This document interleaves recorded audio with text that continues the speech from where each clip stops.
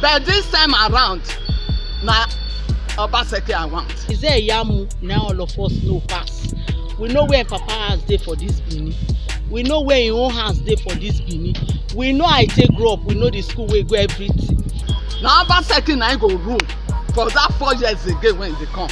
By the special grace of God, not be my power. Na because of Obaseki, I no dey go PDP meeting again. And because of Obaseki, I want make Obaseki come back for the second term. EBS is the only government station wey dey Edo State. Yet now Obaseki wan sell am give Obaseki. Imagine 52 workers, staff. They don remove them comot for ABS, carry them go ministry. Why? People wey they don already train may do the work, dem comot dem go ministry, make dem go do wetin for ministry. They wan make dem dey redundant. Before you know it now, they go say the only state government station wey dey Edo State. That kind thing good. Na that kind person una say make we vote for. Me o, I no fit vote for that kind person.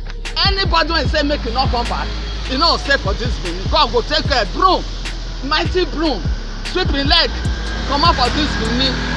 Now I wan tell you.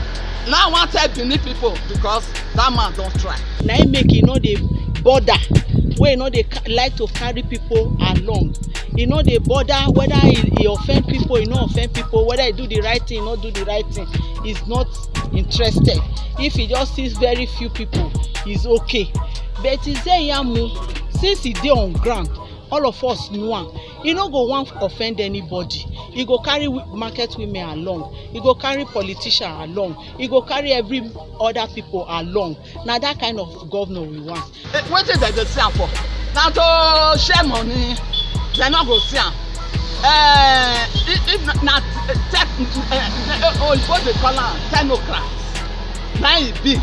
This technocrat, even if the time of president come, na we want again. Because technocrats dem get something for head. E no be like politician wey dey talk pararara pararara. After that, their matter end for there. Dem no dey do wetin masses go benefit masses. This man get agenda. This is simple agenda wey he get. So everything about everything about life e dey inside this agenda. Infrastructure dey there, employment dey there, everything dey there, education dey there, health dey there. Na that kind person na him we want. No be the person wey go just face only one sector, he go say him don work. But at least when you touch all the sectors small, at least you must reach one person. If you come now, I nearly break my leg when I dey go market before.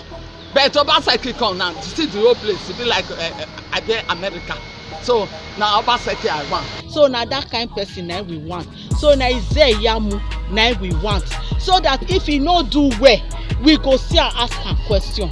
If Obaseki finish now, he no do well, he go run go Lagos. We no go see and ask am question. We no go see him children ask question. But Izeyamu is very close to me. Na that kind person na me I want. For night or for day o, if time reach for presidential, Obaseki come and many people go vote for.